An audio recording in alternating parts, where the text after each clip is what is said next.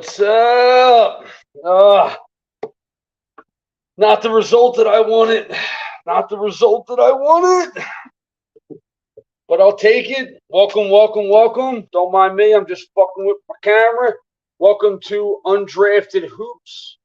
Where we're trying to get this set up now. This is 6 weeks in a row now. I'm getting pumped up. We got a full house tonight.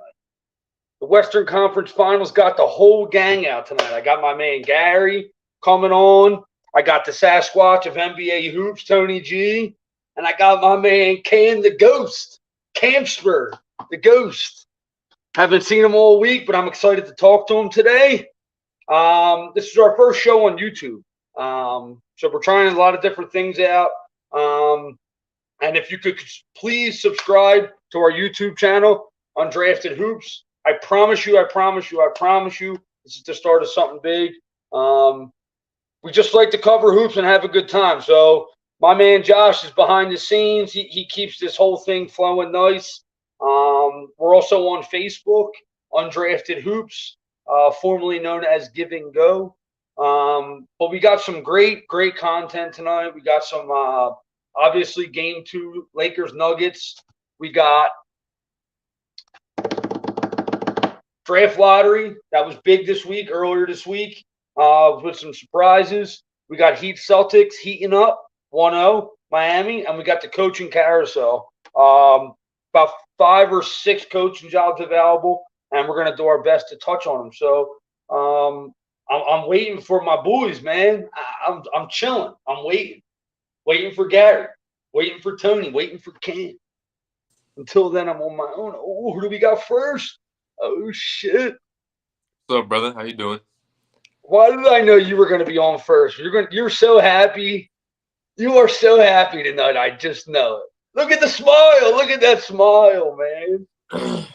Ever since you made that comment about how good he's playing. Yeah, then he went in the tank. Then he went crazy. Well, I want to right out of the gate, thank you for coming on. It's 2 weeks in a row, and I love being on the chat with you. Waiting for Tony and Cam, and then we're going to dive right in here.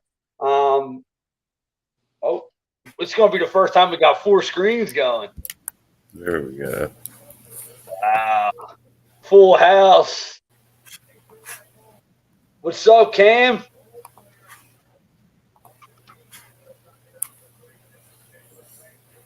think you got yourself on mute. Yeah, big smiles. No mic. Tony G, the Sasquatch of Hoops. What's up, my man? Yeah, mic check. Can you hear me? You sound lovely. Can't hear Cam though. Nice. We'll get Cam. We'll get when Cam's ready. He'll come in. He's still stewing. He still has the blunt burning. He's still getting himself situated. Can you hear me? Oh, Yeah, we hear you. There we go. All right. Yeah, what's up, y'all? What's up, Cam? Not much. Coach Cam, that is. Yeah, I'm happy at this result. Y'all know me, 2-0. I'm liking where the Nuggets are, but we'll get into it eventually. The screen is split properly. You and Gary, look at them sinister ass smiles and smirks on their face. They got the screen split perfect, bro. We want to see that king get dethroned by the Joker. Well, I want to first say Nuggets take a 2-0 lead. That they do what the 1 seed's supposed to do, right? They take 2 games at home. They put the ball directly pressured on the Lakers. Nothing that we haven't seen before. But I want to dive in, and first up on the screen is my man Jokic. He wasn't as dominant as he was in Game 1, but he didn't have to be. Let's start. I want to start off with Tony G here right out of the gate, since he's on my side of the fence. Tony, down 2-0. Like I said, they're down 2-0 to the 1 seed. Nothing to be too on high alert about, unless there's something that you've seen that the Lakers should be on high alert about. No, they shouldn't be on high alert. I don't know. They played well for Well, they didn't play well, but they were in the game for 3 quarters. Transition defense. They need to clean that up. That's the big thing I seen from them. If they would have played better transition defense in the first half, they would have been up 15 to 20 points in the first half. But other than that, I mean, Nuggets are an elite team, really good at home. Seems like they wore the Lakers down. I mean, LeBron was tired by the fourth. He played incredible on defense for 3 quarters, but I wouldn't panic. Yeah, I definitely don't think that there's any reason to panic for them. Cam, in the last series, right? The Lakers did a pretty good job keeping Golden State's guards in check, right? I mean, Yeah. there's only a certain amount you could really keep Curry down to, but they really kept Poole and they kept Clay in check. Now Jamal Murray is proven that that's a lot harder to do with him. Is this dude just Mr. Fourth Quarter? Is he just the difference maker in this series? Jamal Murray is finally healthy. I think we're starting to see the Jamal Murray that was starting to emerge before his injury. So I think it's important to remember that he was very good and starting to ascend into a superstar in his own right before being injured. So I think he's getting back to that. Um, but to me, and it's all I've always said, if Michael Porter Jr. makes his shots, the Nuggets can't be beat. I've always said that. I said, if Michael Porter Jr. makes his shots, makes his 3 pointers, and is efficient with his touches, they're almost unbeatable. And once again, even though the Joker struggled tonight, Michael Porter Jr. had foul trouble early, but in the second half he got going, made some shots, and obviously Murray closed the deal. So these two guys are tough. The guard play uh, of the Nuggets has been much more superior than the Lakers. But that could change going back to crypto. I'm not counting LeBron out by any means. But I do think the Nuggets are in good shape though. Yeah, so do I.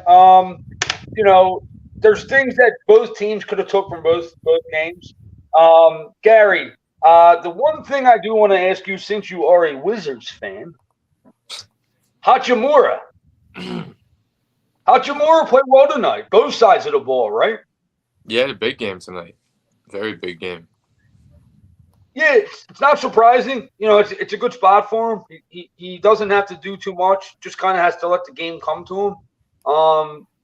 It looks like D'Angelo Russell looks like he's going to be the odd man out in this series, right? I mean, it looks Could that way. be. I mean, he's been up and down through the playoffs anyways. Like, he gives you a flash here and there, but he hasn't been too consistent in giving them the points that they probably want from him.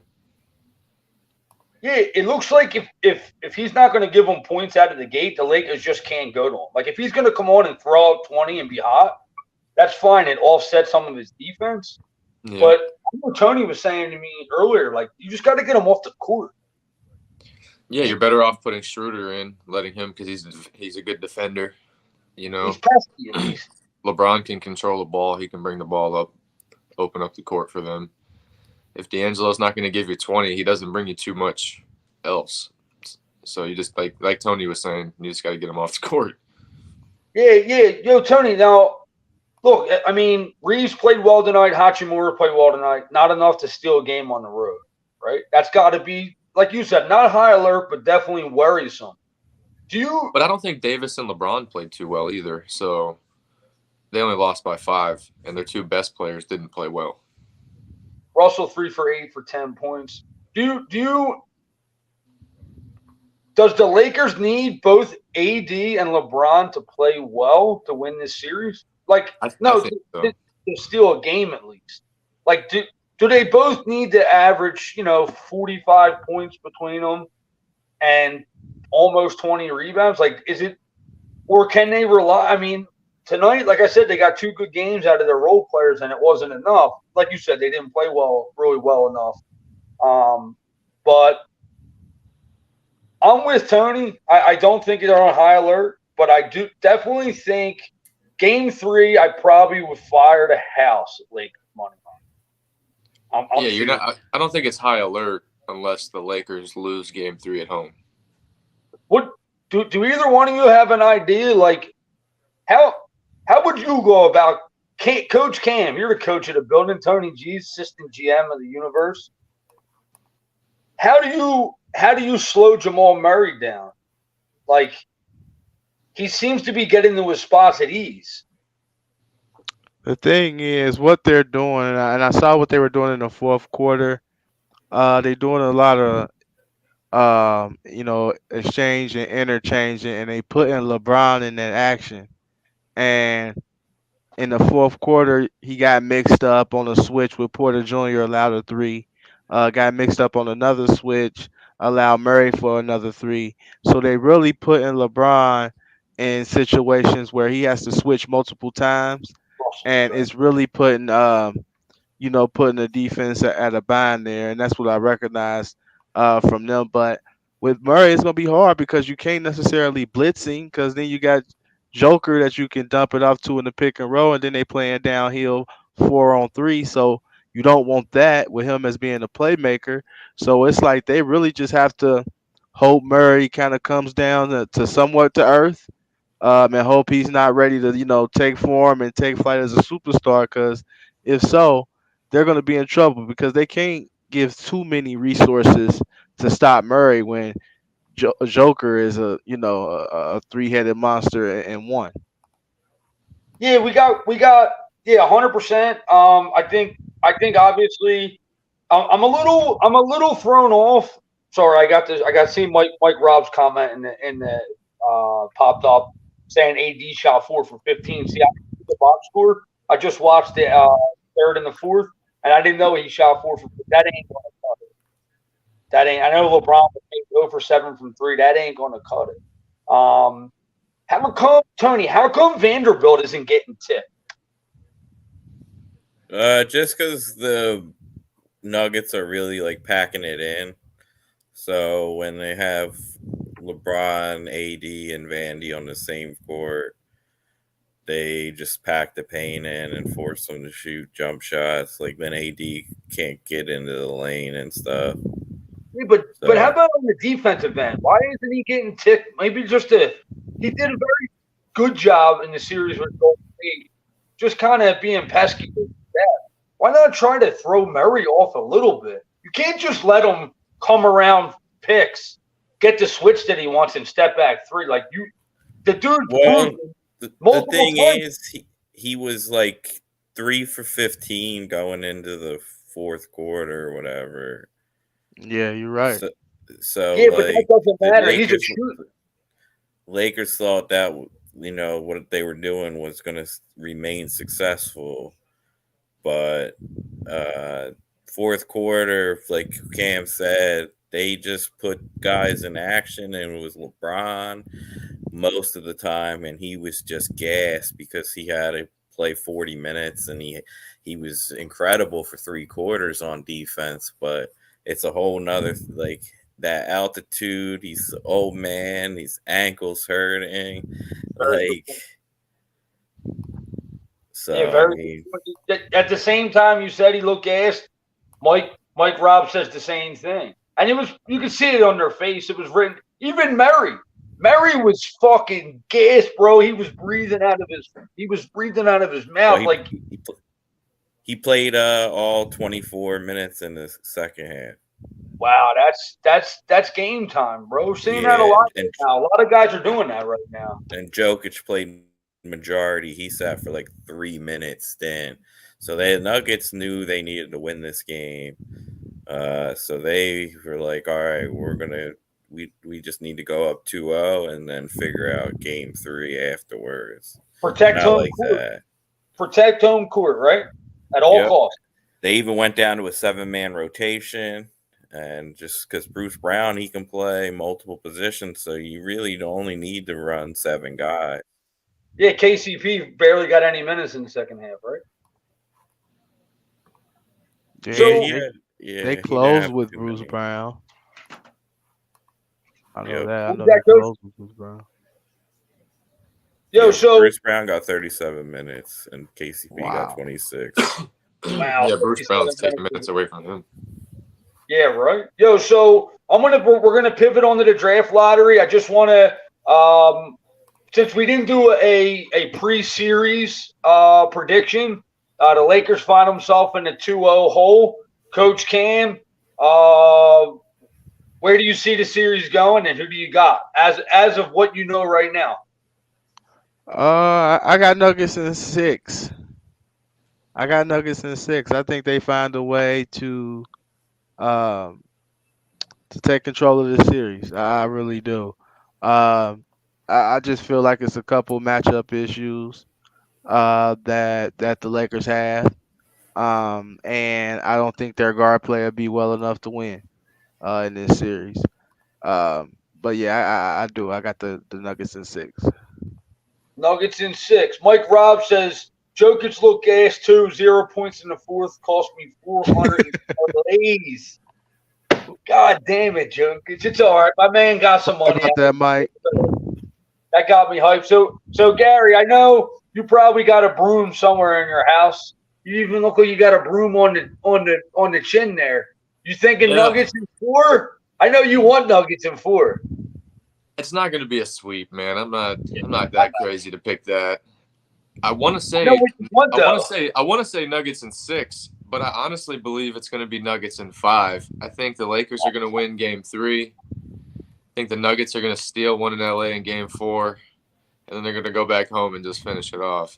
The Lakers look a little sluggish, man, and them having to play every other night is not going to help those older guys that have to carry that team, in my opinion. And they had to steal a game in Denver early for them to push this series deep, and I think that they caught themselves in a tough hole. Tony, do we have anybody left to pick the Lakers, or are you gonna go on to that side of the screen? No, I mean I was on Denver before this series, but I was on Golden State last one, so I'll take my Lakers stuck it to me last series. But yeah, I don't know. The Lakers have to play a lot of games, it's a lot of minutes, and I just don't really like D'Angelo Russell that much. Like at home, he should be able to hit some threes and maybe get them 1 or 2 games there. I mean, they're hoping to get 2, but yeah, I had Lakers I had Denver in 6, but I now agree with Gary. I'm seeing Denver in 5. Wow. Well, I was on the fence before the series. I was leaning Lakers though. After the first 2 games, I'm still going to go Lakers in 7. I'm going to be the opposite guy here. I picked the Nuggets to go to the finals. I don't know, years I bet on them. Of course, I didn't bet on them this year, but I definitely thought they were a finals capable team. I've been saying it all year. So if the Nuggets win the series, And I was very against you on that. 5 games. I know you were, but it's okay. You're appreciating Jokic now. I think Gary and Tony could be right. 5 games. I'm going to lean it's still a 6 or 7 game series though. I think the Lakers. It could definitely be any of those possibilities. Yeah, I think it's going to go 6 or 7 no matter what. But I think if Denver steals Game 3, it turns into a sweep. Look, this is the first show in 2 weeks the Sixers didn't fucking ruin it for me. The last 2 fucking weeks, man, I had to deal with Sixers misery. Now I'm just enjoying basketball. I just want a fun series. The first 2 games have been very good.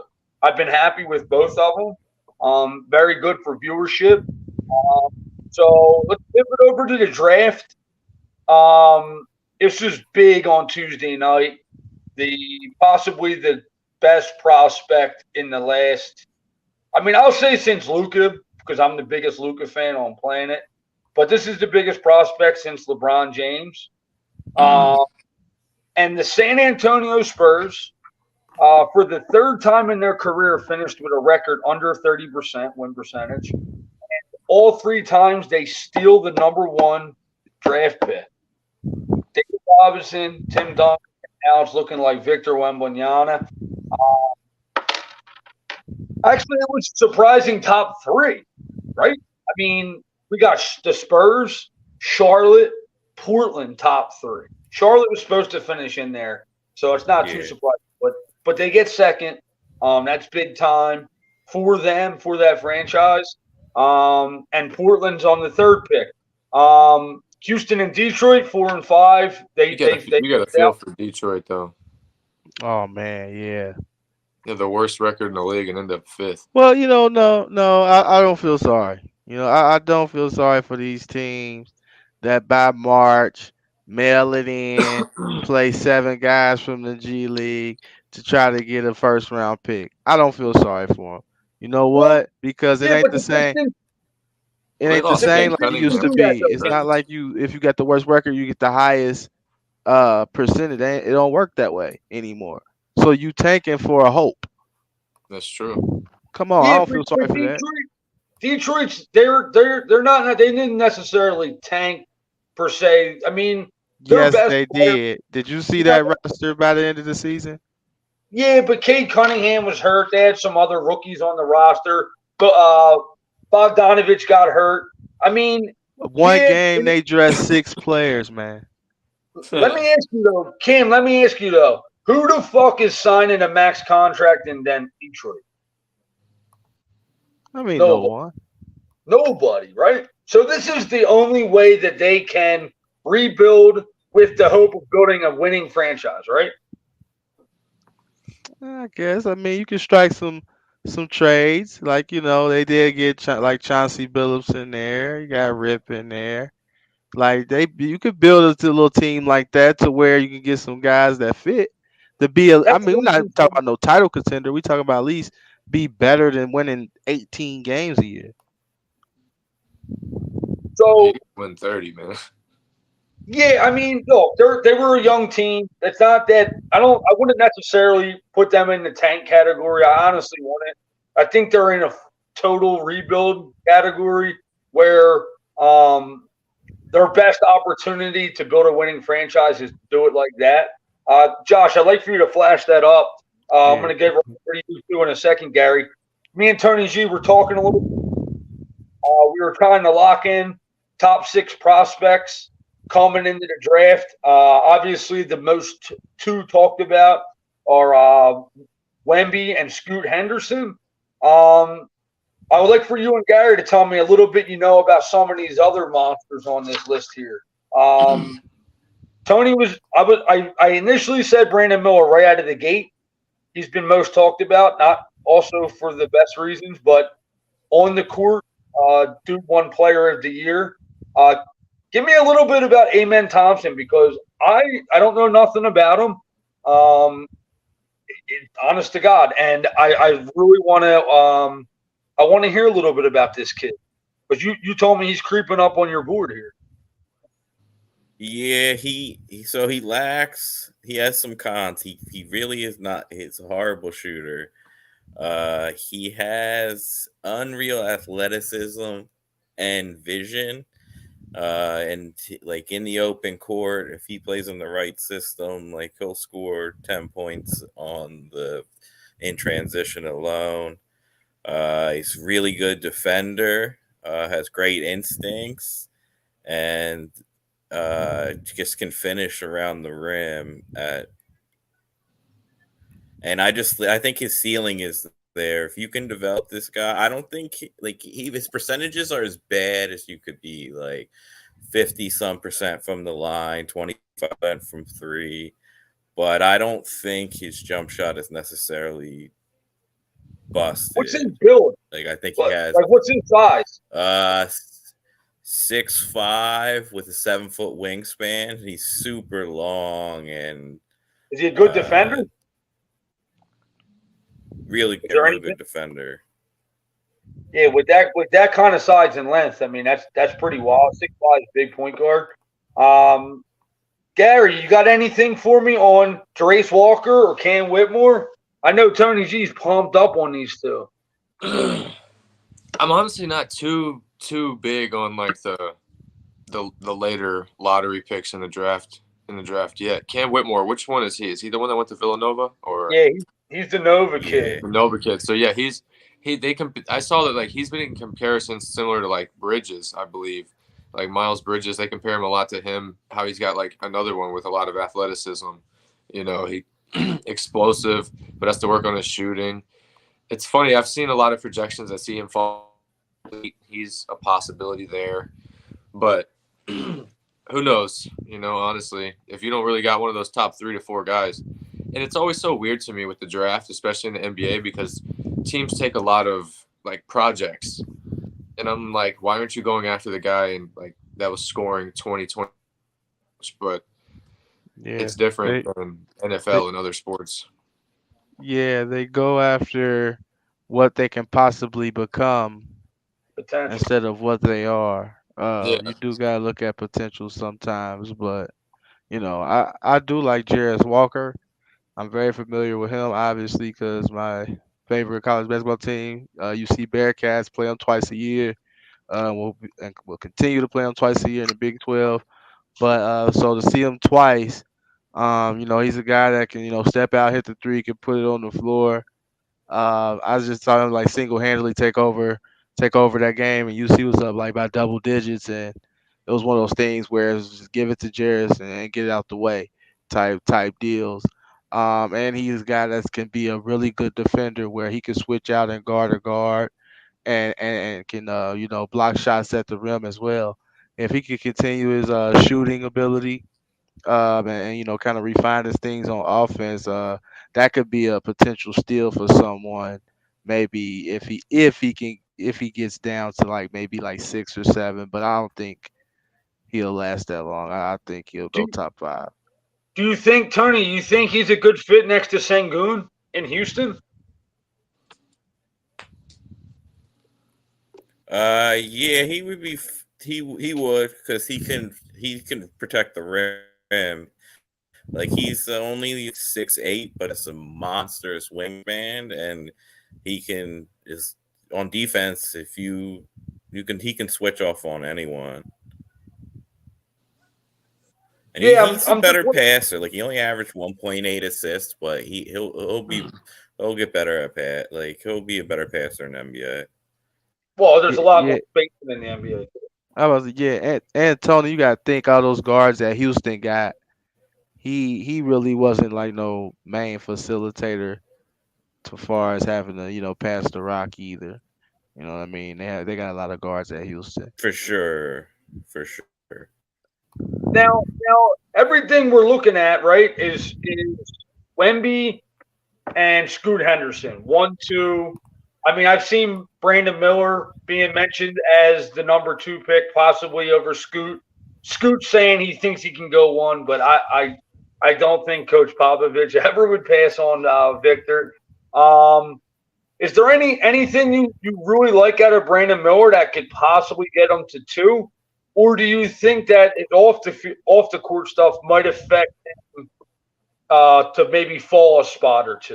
Do you think a team might take a flyer on him, like and say we're just going to pass on him because I we're mean, not I sure? I don't think the Hornets care. Like they're gonna bring back Miles Bridges.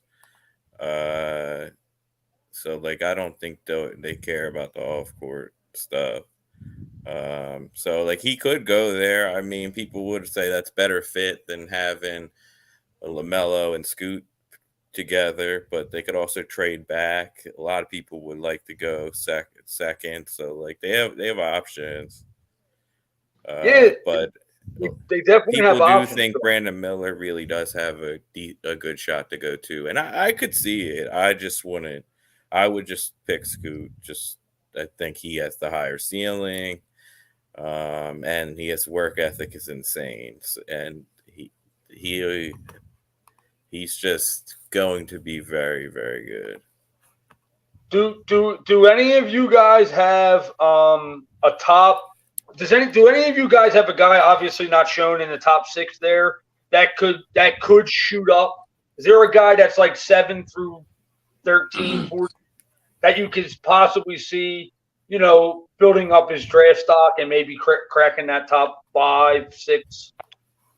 I have a player that's very interesting that we haven't talked about, but I seen top 10 in mock drafts all the time is Taylor Hendricks from UCF.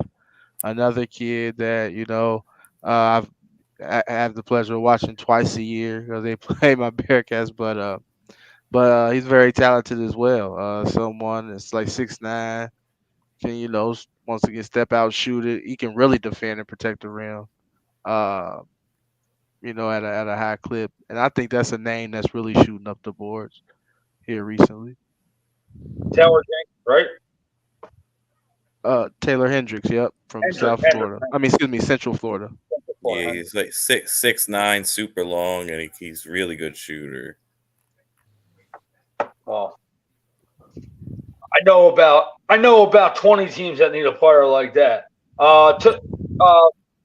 Speaking of options, you said Charlotte definitely has the option to maybe trade out if they're not sold on a guy or if they want to go back. Portland is interesting. Right out of the gate, they get lucky. They pick up the third pick. Now, the question I want to ask you, Gary, is sure, you got Bradley Beal. The guy doesn't want to leave Washington. He said that he wants to stay with them. Damian Lillard has said the same thing. Now, let me ask you, this is what I want to know. Does Portland, is there a possibility that they get enough back for that number 3 pick that they actually think about trading Lillard for more draft assets and building around the number 3 pick? Or do you think they're just dead set, Dame's staying here, and we're gonna do whatever it takes to get him somewhere? I personally believe what they should do is what you were just speaking of, is, get Dame to move and get Dame on the move, add extra picks, build around Simons, Shaden Sharp. They got a good young core already, a good couple young pieces. Use the number 3 pick. You draft either Scoot or Brandon Miller. I mean, Dame's. What are you gonna get? Pascal Siakam, maybe Karl Anthony Towns, and somebody like that. As just hypothetically speaking, and that doesn't even put Portland over the top. Like that puts them into the playoffs, I believe. But how far into the playoffs is the question. They need to make some drastic moves, in my opinion, to turn into a real contender. Dame deserves to. His stubbornness is going to cost Portland. And they'll move a number 3 pick, which if Brandon Miller or Scoot Henderson turns out to be a super talent, they're going to regret that in 5 years when Dame is no longer there, or if Dame decides before that he wants to go. Yeah, I think ultimately it comes down to what they get back. Now, it's funny you said Pascal Siakam. I had mentioned to my boy Yoni the other day that Siakam has been linked to Portland at times. And in my opinion, if you could somehow see, I would be trying to unload Simons. I do like him, but I don't like him and Lillard side by side. So if I'm Portland, I'm trying to pack up Simons and the 3 pick and get a guy like Siakam and maybe a draft pick coming back too, because I think Toronto got I don't know, maybe 7 or 8. 13. And my whole thing to put in perspective, say they make that move and they get Siakam. Yeah. I think Portland with Siakam is better than Toronto's current roster. And Toronto struggled this year. Nah. Portland, if you're running out 4 of your starting 5 is Damian Lillard, Jeremy Grant, Pascal Siakam, Nurkic, that's good enough to compete in the West. I don't know if it's good enough to win. The West is tough though, man. No, I agree, but we've already seen Siakam win as a number 2 with Toronto. His number 2 was prime Kawhi. Yeah, but he's also better now. I think Siakam's better player now than he was then. And I think Damian Lillard, we've seen him in big moments. He's big time, bro. And that roster would be very injury prone. If you're Portland, don't you just want to get him in the playoffs and see what he can do? Nah. It's time to blow that up, man. People try to hold on to ashes. And it's like, Portland is not going to win a title with Damian Lillard. The ship has sailed. Like even Fair okay, point. like you trade. Say if you trade Simons, the number 3 pick, and you get Pascal Siakam, what? So you traded the number 3 pick, and you gonna get what? Maybe the 8 seed, maybe a play in. Like, is it really worth it? Like, sometimes I just feel like teams hold on way too long. Like it's time to trade Dame, get as many picks as you can, because right now he'll probably go for like 2, 3 firsts and a couple players. You know what I mean? Reload your team, start over, get assets. But it's time. It's time for Dame, honestly, and it's time for the Trailblazers. Yeah, Tony, are you on the same page? Are you think maybe trade Lillard is the option for them, or do you really I think would, but I don't think I would too? I don't think it's happening. It Yeah, just Uh, depends what they get back for 3, right? at 3, you can get at least get Siakam. You may be able to get even something better than that, depending on who comes available or whatnot. It also depends what Charlotte decides to do, right? Yeah. Also, that yeah. So So if they had love a guy at 3, then they're like, then if their guy say they love Scoot and he's gonna fall to 3, then they're like, all right, maybe we have to trade him. Like this kid's too good. just build around Scoot all the way at that He point. is. So I think it will depend on stuff, and then also Jeremy Grant's a free agent. They definitely need to bring him back if they're Oh gonna yeah, trade the 3. Like they need him back for sure. I don't think he would go anywhere either. Truthfully, I don't honestly don't. I think it's a good spot for him, especially if they're going to go out and try to retool the team to compete. The other thing I want to touch on, Dallas keeps 10. That was the storyline going in. I know Dan's happy. Great move, Mark Cuban. It ended up working out. I'll take 10. That was genius business move. I know it wasn't. I know it wasn't. It was frowned upon that what he did, and I know teams are investigating, trying to, I don't know, whatever. But Dallas keeps 10. Big deal for their trying to rebuild around Luka and maybe Kyrie. Who knows what to think of that? The other thing I wanted to ask you was Orlando gets 6 and 11. They can't possibly draft 2 more guys again, right? They have to trade one of them picks. Gary, you're living down there. Have you heard anything about the draft down there, or is it kind of still? I mean, from what I heard from most people, they were praying to hop into that top 4, top 3 Yeah. to snatch one of the prime guys. But my guess is, I mean, I'm sure they're going to try and make a package to involve. They're so loaded on just young talent trying to get minutes and develop that you can't really afford to add 2 more guys in the lottery that are going to sit here and have to try and do the same thing and fight behind all the other young talent to finally get their chance. I don't think there's anybody in the 6 to 11 range that's like elite you got to have, So especially for a team like Orlando. So you say like Orlando has they have a ton of young guys. They got Cole Anthony, they got Suggs, they got Wagner, they got Bonchera, they got Wendell Carter. Is this the year? Like eventually you can only tank so long and rebuild these assets. Is this the year that they package a player and 3 picks and try to get It wouldn't something? surprise me if they try and get rid of Isaac finally. Move Isaac in a pick. Yeah, he's so his injuries have been devastating. I know Orlando's really they wagered the fact that if he came back healthy, he would be a difference maker. He's missed a lot of time. I'm kind of rating him off a little bit in They're still Orlando. just guards stacked with young guys. Who? Orlando, they've got so many guards, they got Cole Anthony, Markelle Fultz, Jalen Suggs. They're all basically like point guard, combo guard kind of guys.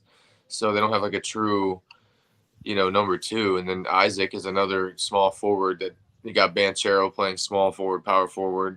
Wagner plays small forward, power forward. It's just, they need a little more depth and they need to choose a direction and go with it.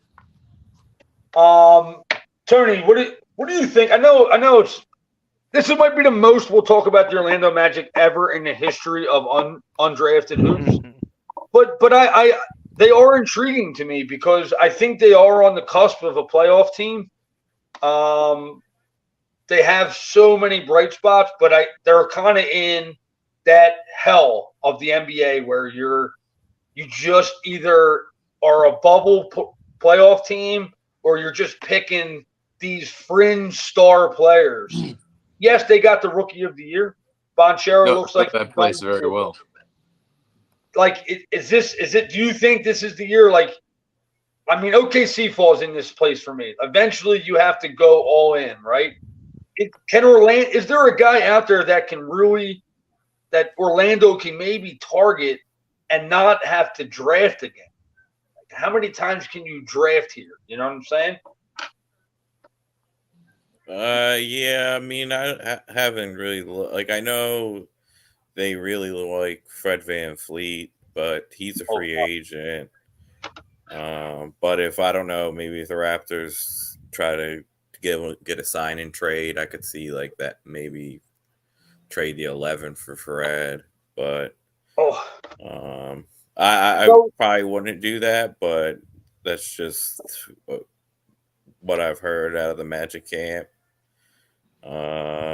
It really depends who's available. Like if guys start to become available, like there are four, like Markel, Wendell, Franz, and Paulo are a good four. Like they need one more guy to start in that lineup. So some type of two guard who can shoot. Someone to give them a little space. And we're gonna have we're gonna pivot to game one of the Heat Celtics game. We're gonna have combines. We're gonna have all kinds of off-season shit. I'm really looking forward to it. I don't know exactly when the draft is. I forget. July. It's in July. I think so, or June. June. Yeah, summer league's in July. End of June, like right after the finals. Yeah, it's like 2 weeks after the finals. Yeah, love that. I love that the NBA. They're all year round. But right now, so I picked Celtics in 5, right? And now that seems highly unlikely. But yesterday, I got to watch Jimmy Butler play basketball, and this is becoming one of my favorite things to do, is to watch this dude he has 7 undrafted players. Look at this man, right? This man is playing with 7 undrafted guys who Jimmy Butler makes them believe that they can win any game that they play. They are playing one game at a time.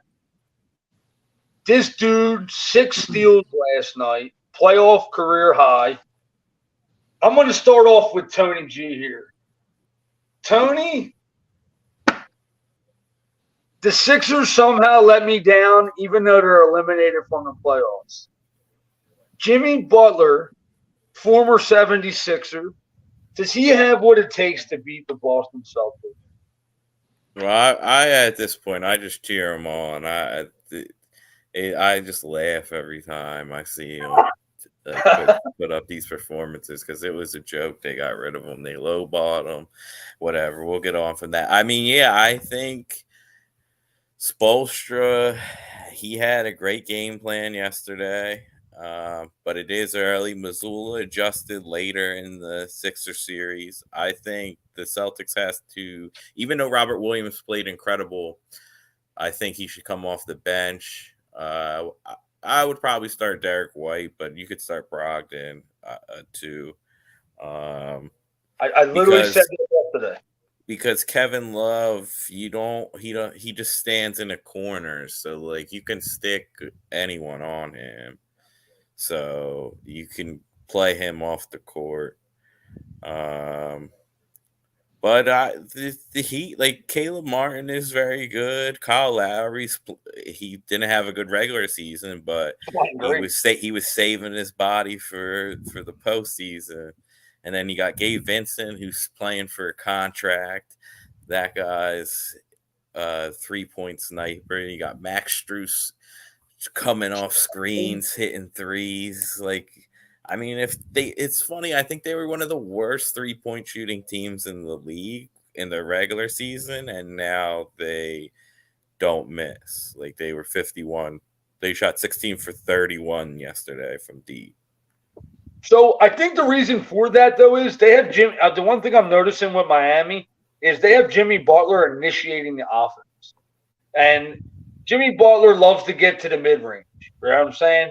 So what he's doing is he's just penetrating and he's just getting the ball. They're getting the ball to open shooters. You got guys hitting the corners. You got guys coming off ball screens, hitting deep threes, like you said. I seen Vincent hit a monster shot in the fourth quarter yesterday. Monster shot. Cam, the offense here, right?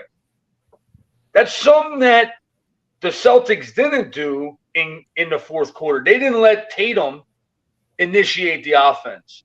Do you think there's going to be more of that? I mean, Tatum needs the ball in his hand, right? No shots in the fourth quarter. Yeah, when that happens, you gotta put blame on a little bit of everybody. You gotta put blame on the coach for not demanding to get it to one of your best players, and you gotta put it on Jason Tatum too. You know what I mean? At that point, if you ain't touched the ball and you one of the best guys on the floor, you gotta demand that ball. You gotta go get that ball somehow, some way, and do your thing with it. Um, I just think far as um the Heat and the Celtics go, I think the Heat have a great advantage as far as the coach goes. I think Eric Spoelstra is going to run laps around Joe Mazzulla in this series. Um, and I made a post on my page on Facebook. I said, I have a feeling it's going to be Celtics in 5 or Heat in 7. It's not going to be nothing in between. And I think it's leaning towards more like Heat in 7 to start anyway. But what's crazy to me is eventually you would think this well is gonna run dry for the Miami Heat. And as much as I love the Miami Heat, it's like how long can these undrafted guys do this? Like how long? Like how is this sustainable? I understand it's a culture. I understand it's grit, but how is this sustainable? Can this keep going? Can this keep going all the way to the finals? This is gonna be interesting to see. Yeah, it definitely is, and I've been dying. I actually been dying to get Gary on the screen because Gary's been hitting me with this one stat. The key to the Miami Heat's playoff run is what, Gary? Tell me, Gary. Bam Adebayo over 20 points. Bam Adebayo over 20 points. Bam What's their been record cooking, now? and I'm happy for him. When they score 20, they don't lose. They're 5-0 or 4-0 now when Bam scores 20. He gave them 20 in game 1, and they won. And they also have stolen home court advantage in every series. They've won game 1 of every series as being on the road, which is huge for them. Yeah, that's been incredible. That's been an under talked about thing this playoffs run is, like you said, Miami Heat being able to steal one. Bam Adebayo, great call. I did notice he was very aggressive in the first half, and then he kind of shied away from the offense a little bit in the fourth quarter. But at that point, Jimmy Butler took over the game and said, like, you'll get the ball when I want to give you the ball.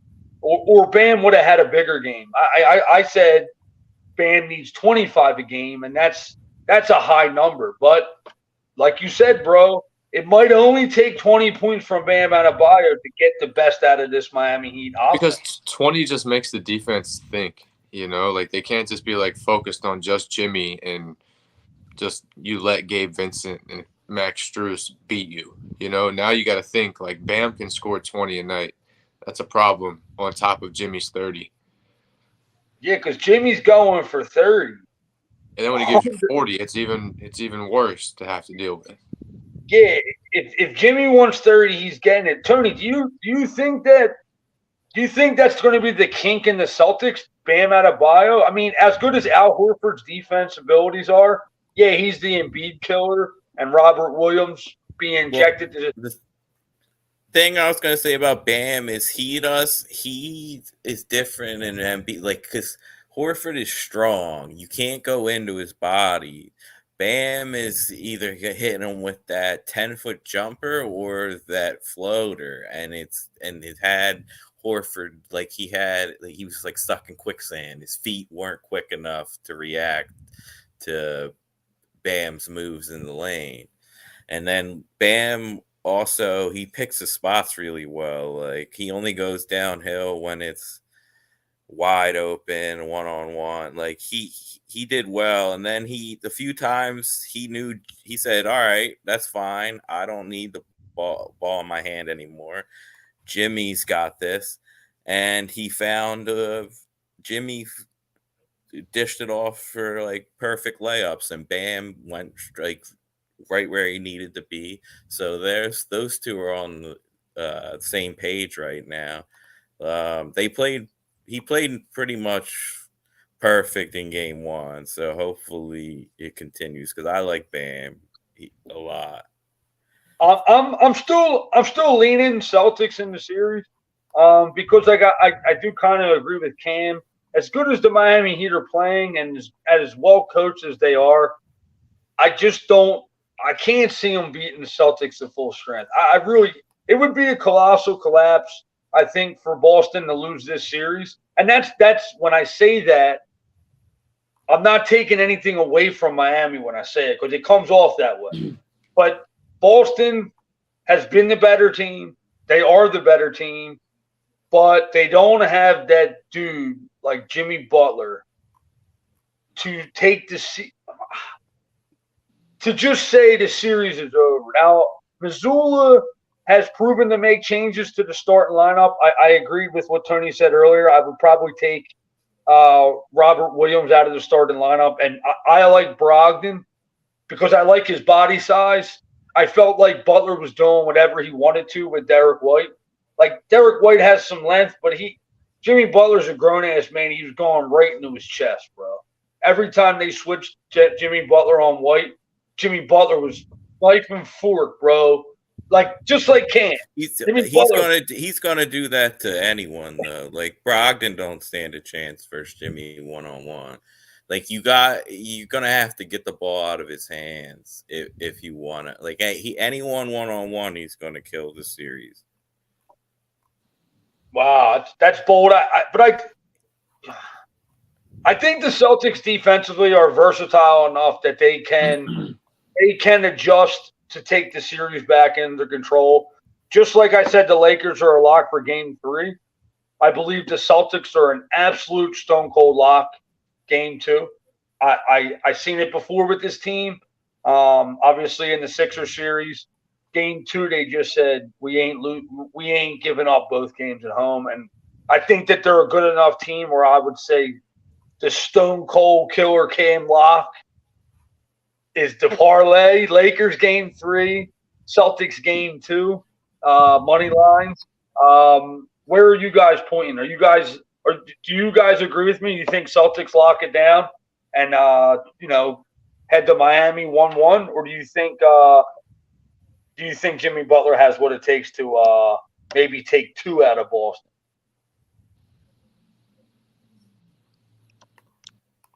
I think. Oh, go ahead. Go ahead, Tony.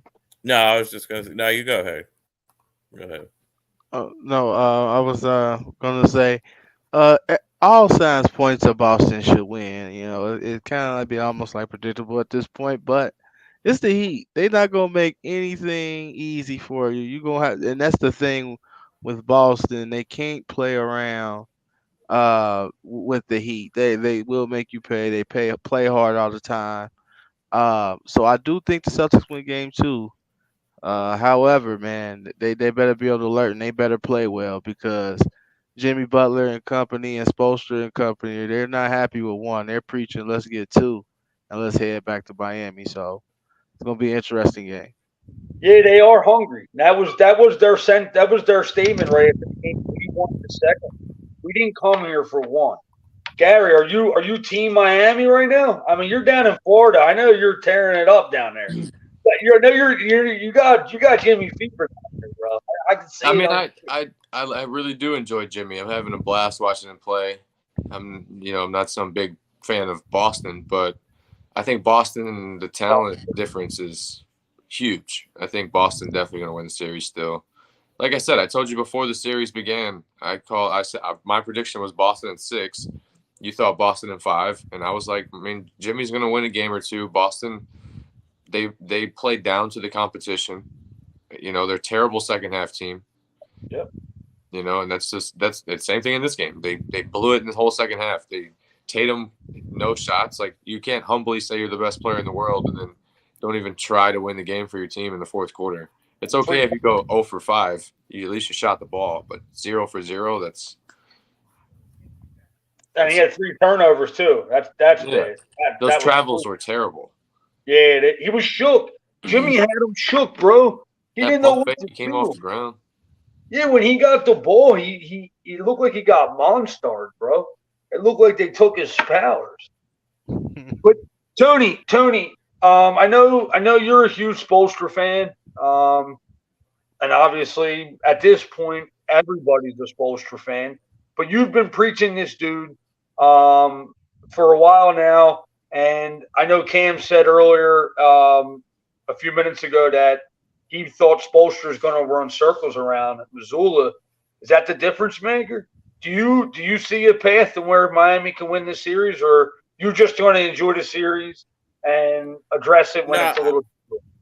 I think they definitely have a chance. I just think I think Boston gets in their own way at times, but they've shown that they lose at home and it doesn't matter. They end up coming back anyway. But for game 2, I think it will be a lot closer than people think. I do think Boston wins, but I think the Heat show up, maybe have a lead in like the third quarter type of deal, and then Boston gets it done because too much firepower, plus better, more prepared.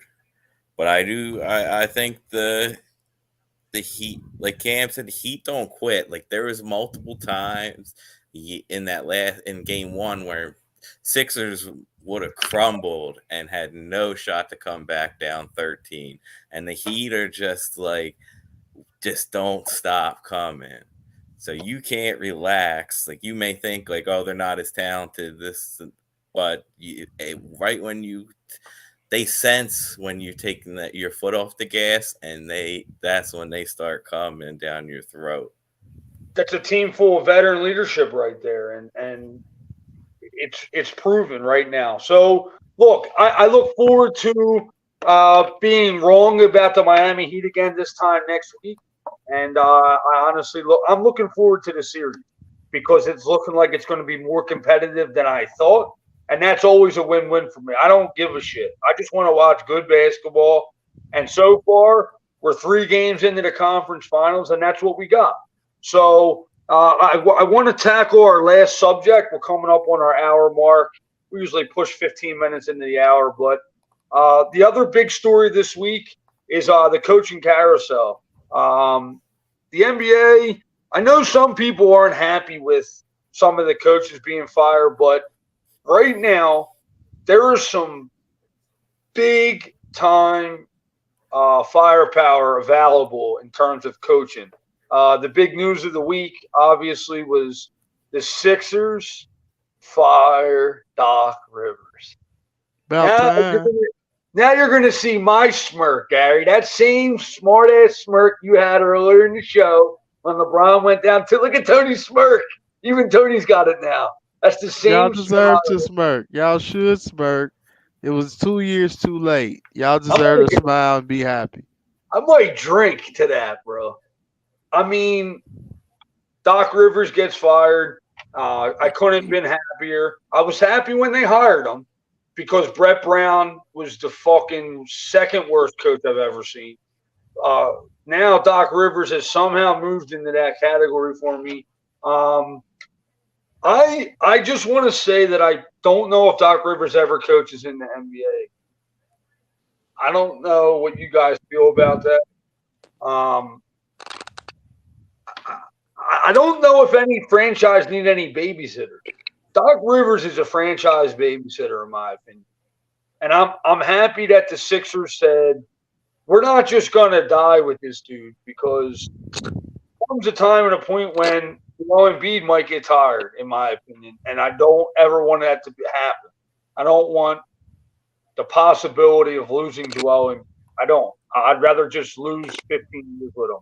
But Doc Rivers gets fired, and it looks like the Sixers are moving in the direction of. I mean, the first interview is Nick Nurse. Tony, I know you're a big Nick Nurse guy. Is there a chance the Sixers don't even interview anybody else and just go with Nick? I mean, look, Embiid's had words with Nick, but he's also had moments where he's embraced him. What direction do you want to see them go with their hire?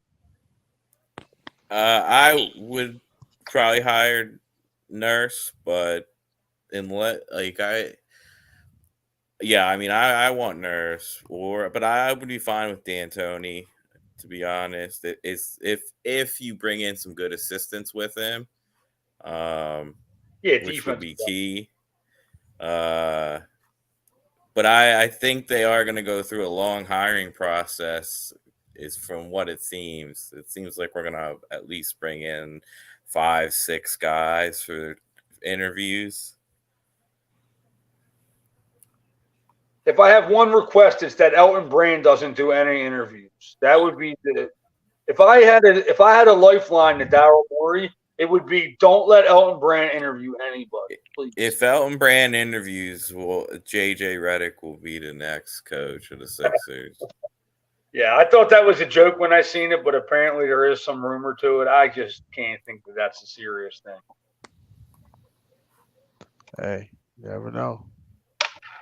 Now, a couple of the other guys that got fired, Monty Williams gets fired. Coach Budenholzer gets fired.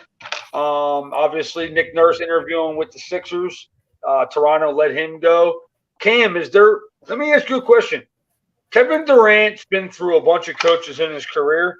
He's been through 2 coaches in Oklahoma City. He's been through 2 coaches in Brooklyn. Now he's going for a second coach in Phoenix. I've never necessarily thought of him as a coach killer, but when you keep seeing him fail in the playoffs, he goes to Phoenix. He wants to play in Phoenix. He gets traded there, and they fire Monty. What kind of direction do you want to see them go in? Because I think the Phoenix Suns, they got Devin Booker and Aiden, but it looks like they're going to go through a transition on their roster.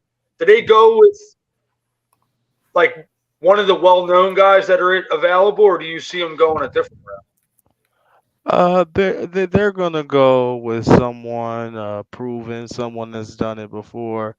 Probably, I wouldn't be surprised if they reach out and try Bud or someone like that because it's a veteran roster that needs to try to win now. They can't play around with any experimental head coaches or someone who's never done it before, or anything like that. They have to bring in someone that's proven. So I think they'll bring in a proven guy, someone like Bud. Uh, Obviously, Nurses interviewing with you guys. I think they'll look into that if that doesn't happen for you. Um, it's just for me. Some of these coaches, they just are who they are. You know what I mean? Like, and they're gonna go somewhere else to do the same thing. But they'll go with someone like Bud and try to get it done again. Now, I know Tony had mentioned Mike D'Antoni in Philadelphia, and Mike D'Antoni gets this rap that he just can't win with his style of offense. He's a guy that I would love to see the Sixers go after. He was obviously an assistant here. He has his ties to James Harden in Houston.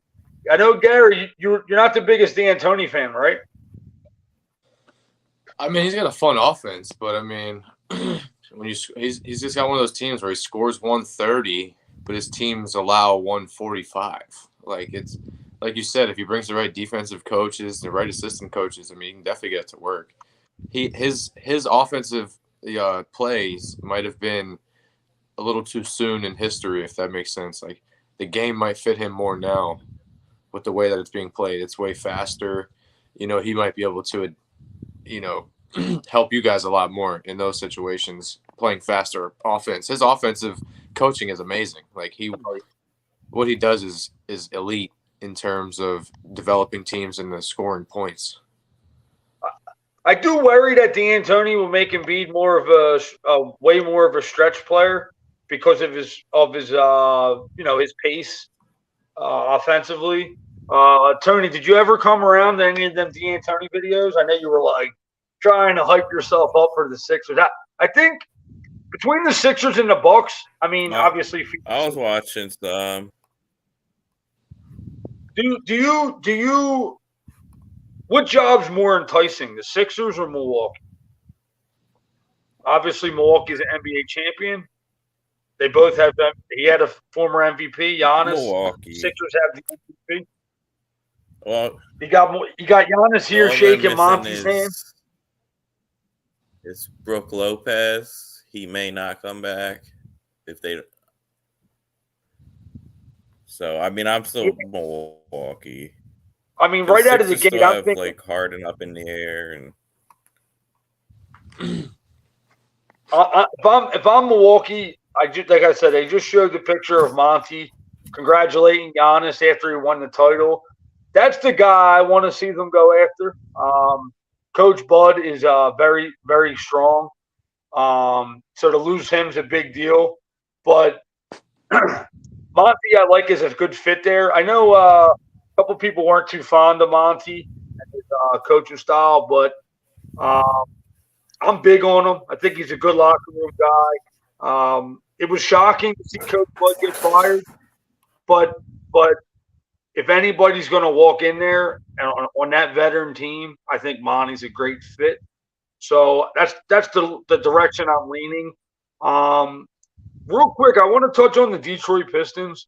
I know their coaching job isn't the most prestigious, but Dwayne Casey steps down as the head coach and moves to the president of basketball operations. He pulls a Brad Stevens move, and I'm ecstatic over it because I love Dwayne Casey. He's a great player, developmental guy. It looks like they're going to go after a guy, obviously not in the top 4 or 5 coaches because of all these other spots. I seen Kevin Ollie's name mentioned up there. Is anybody a Kevin Ollie guy? You want to see him come to the pros, or do you think he's more suitable for college basketball? I mean, the way their team is built, he's good at developing young players from college and all that. So he may be a good short-term option, like 2 to 3 years. Helps give him a chance to develop a few of the young guys, and they'll see who turns out and who doesn't turn out. I mean, the next coach is most likely a sacrifice in Detroit anyways, because they're not going to be good for a little while. Yeah, it's going to be more about developing players. And Toronto's another team. I think their roster is such in flux that I don't know the direction that they're going to go. Still firing Nurse to me is crazy to me, but it is what it is. I don't, like I said, we're with all these jobs being available, it might be a long hiring process. So we still have some time early. I just wanted to kind of briefly mention it. I want to see Mark Jackson get a job. Okay, now we're going somewhere. Is Mark Jackson blackballed from coaching in the NBA? Or do you I mean, a lot of people believe that. And I feel like maybe they just give him interviews to make it seem like he's not blackballed, but he's just never going to get the job. But, I mean, he might be good for a team like Detroit. He did most of the developing when it comes to Golden State. He did all the developing for Steve Kerr to come in and take over. He's a tremendous X&O guy. I love him on the broadcast team. So he's a guy that I would like to see. He had unfinished business in Golden State. Steve Kerr came in and was just absolutely phenomenal out of the gate. So he kind of got forgotten about, but I am happy to see him get mentioned. The last year with the Warriors, they won 55 games. He's like 10-4 in the playoffs. It was like his record or something. Do you, Cam? Do you think this is the year that Mark Jackson actually has a realistic chance at a job, or do you still think they haven't warmed up to him because of he's got a lot of religious stuff that kind of cost him his job, and I know he made some remarks. Whatever. Yeah. It's been long enough. Come on, man. Yeah, he not getting. I don't think he's getting no job, man. Unfortunately, I think it's more of the same where he'll get an interview, and he'll move on and they'll hire somebody else, and he'll be doing games on what was it, ESPN or TNT or ESPN. So I I just don't see him getting hired. I hope he does. Now I think he can do wonders for a young team, especially a team with a lot of talent that's on the up. They can use that, but I just don't see him getting hired. Hey Tony, to round out our coaching conversation, is there any guys we haven't mentioned that you think? I know there's a couple assistants that you've been key on. Is there any guys that you think might get a surprise hire? I'm trying to think who is the Miami Heat longtime assistant to Eric Spoelstra. I looked him up earlier and I'm forgetting his name. Chris Quinn. Chris Quinn. Do you think, obviously they're in the middle of a run here, but do you think he's a guy that could be kind of pried away from Miami, or are you looking at a different assistant? No, he's taking interviews. He'll get hired by someone. Maybe I could see Toronto going for him, even though they're in a rebuild. That's why I think they let go of Nurse, is because they're planning on trading away guys, and it was kind of like a mutual respect thing. Okay. Yeah. But there's a few guys like Kevin Youngs. He's getting an interview with the Suns. He was the lead assistant to Monty. He's going to get an interview with the Sixers. He was Brett Brown's head assistant in Philly. Way more knowledgeable than Brett. He actually is both sides of the ball. I actually had a conversation with him a few years ago. He really understands the game of basketball at a high level. And then I'll say Mark Jackson is not going to get a job.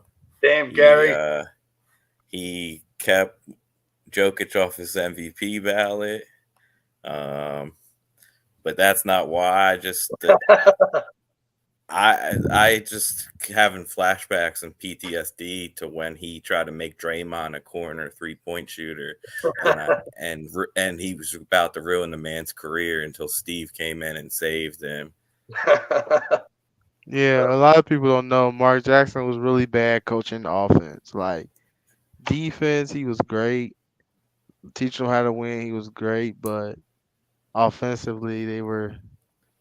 My favorite assistant though is out of the Australian League, Chase Buford. He's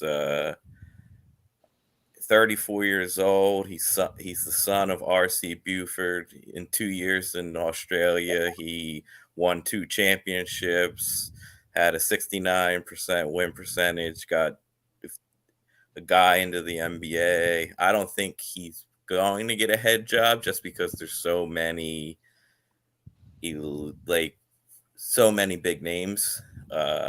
But I do think he'll get a big assistant job and then eventually be a great coach. Is he a head coach in Australia, or is he an assistant coach?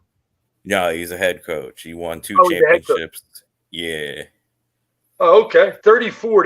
That's pretty impressive, man. Does he coach that team that beat the 76ers in the preseason? No, he coached the Sydney Kings. He was Andrew Bogut is the GM.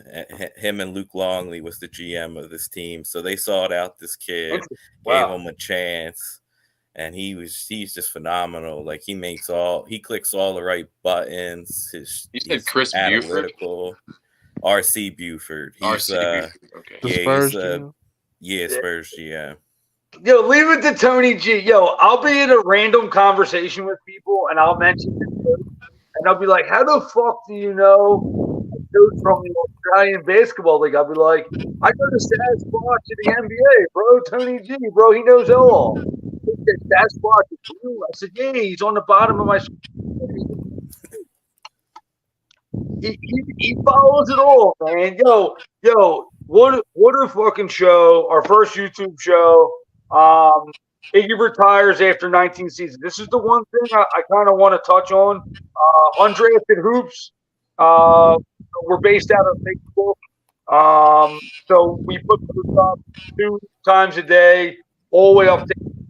And our post of the week was Iguodala's retirement post. Drafted by the 76ers. I remember him and AI running the floor together. It was a lot of fun. He will be missed in this league. He's dark horse for coaching. Really? He said he doesn't really want to, but teams want to interview him. That's interesting. Yeah, very interesting. I think he would be a good coach. So I think you need some time.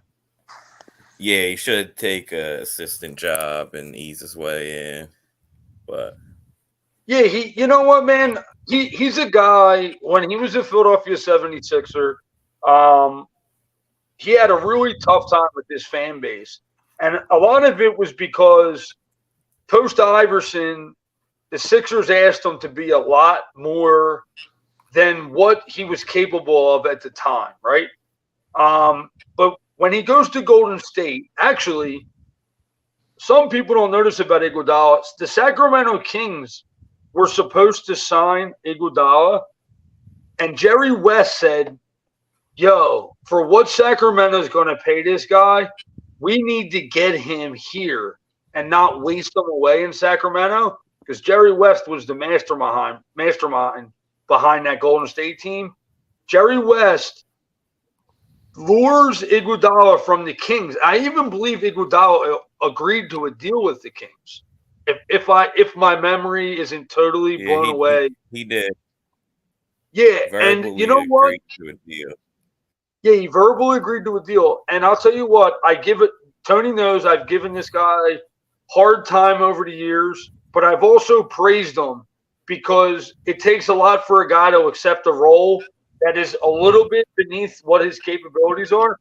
But a lot of the times it allowed him to be the best version of himself. He was not the finals MVP, even though he was. Steph Curry should have got it. But Cam, do you think Iguodala can – yeah, he's not a Hall of Famer, but do you think that Iguodala can pencil himself in as one of them all-time role player guys that you always bring up in conversation, or is he just one of them guys you forget about over time? It's tough to say. I don't think we'll necessarily forget about him. But I mean, because like I said, you'll never really forget, a finals MVP. I just feel like that's something where, that you kind of enshrine. We always remember that moment, especially us. It's kind of like our generation, so it's something that we will always remember. It's tough because he's part of multiple championship teams, and it don't take much to get into the Hall of Fame. Was he on all 4 of them teams? Yeah, he got 4. He has 4 championships.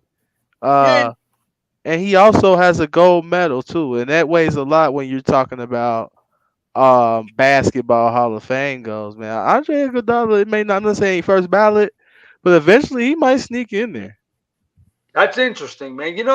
A lot of the pictures you see with the Golden State Warriors when they're holding up the 4, a lot of them don't have Iguodala in there. That's pretty surprising. Like, yeah, I know he wasn't like a focal point of their run last year. Like you said, he did win all 4. Dark Horse Hall of Fame. Interesting. Man, I have his autograph. I met him one time, and I've rode the dude a long time. But if there was a Hall of Fame for role players, he would get in for me. But man, that's like He's like the Robert Ory of the Warriors. yeah, absolutely. Just a different now. I know this Same is a style, pivot. but yeah. This is a pivot off of that, Gary, but it actually has to do with the Orlando Magic. Aaron Gordon can be the Denver Nuggets version of Andre Iguodala, right? I mean, yeah, he's not as good. He's definitely not as good as Iguodala, but he's a guy that was asked to do too much earlier in his career, and I think it could be a good spot for him to kind of fall in that Iggy role, right or wrong? I think that's true. I think Gordon might even arguably be better than Iguodala was at that time. Interesting. Well, only time will tell, Gary. Do you know what changes that conversation? Winning, right? And that's what he's doing. Gary, if Aaron Gordon could somehow pull out a championship with Denver, he might be their version of Iguodala. You never know. Look, sure. hour and 22 minutes. It's a little bit longer than I wanted to go. But we did four people tonight. I thought you guys did a great job. Coach Cam, appreciate you. I hope I can get you on here weekly. I love when you're on. I really appreciate when you're on. And as we dig into free agency, we're gonna tackle the Dallas Mavericks, man. Me and you. We're going to talk about what the big free agency they got ahead of them, and obviously the looming question mark of Kyrie Irving, right? Yeah, we need something. Cam. At first time, what'd you say? What's up, Gary? In February, Kyrie's leaving. There was no staying. It was never part of the plan. I get that, and I get that, but I'll take the money off the books too. This is great for you to guys. free something up. But for the first time in a while, like I have no answers. Like I don't know what to do with the roster right now. It's like we're so handcuffed with bad contracts and average players. It's ridiculous. Like the Dwight Powells of the world, like those type of guys. We just like even Maxi Kleber. Like I like Maxi, but Bertans contract. it's like, come on, we got Bertans. We're paying crazy money to. It's just guys that you can't even get rid of. So I don't even know what to do with the roster right now. Yeah, look, we're gonna have a lot of questions will be answered when Kyrie makes that obviously the commitment or non-commitment. You keep 10, so it's going to be a fun off season for you. It's going to be a big time question mark, but I think it's going to be fun, and I look forward to attacking that with you, Gary. The Wizards, I have no fucking clue what to tell you about them. Nothing. I'm in the tank. Just don't max out Kuzma and Porzingis. I told you that, man. It's for one. I definitely feel like it's gonna happen. Like, but what is the best possible thing the Wizards could have done? Well, we did it. We fired the GM. So Fired one. the GM. Very big. I think that's got to give you some sense of false hope with them. Yeah, hopefully the new GM is not committed to Kuzma and Porzingis like Tommy Shepard was. But I mean, I'm okay with as crazy as it sounds, I'm okay with Porzingis. If healthy, Porzingis is a valuable player, but you can't max Porzingis, Kuzma, and Supermax Beal. That's the worst trio of max contracts in NBA history. You're handcuffed for 5 years. You're done for.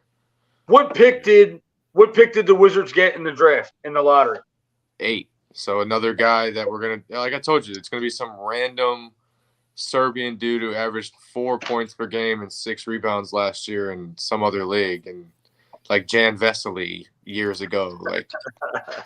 He averaged 7 rebounds in the Czech league. Like, if you average 7 rebounds in the Czech league, you're not going to average 5 rebounds or 3 rebounds in the NBA.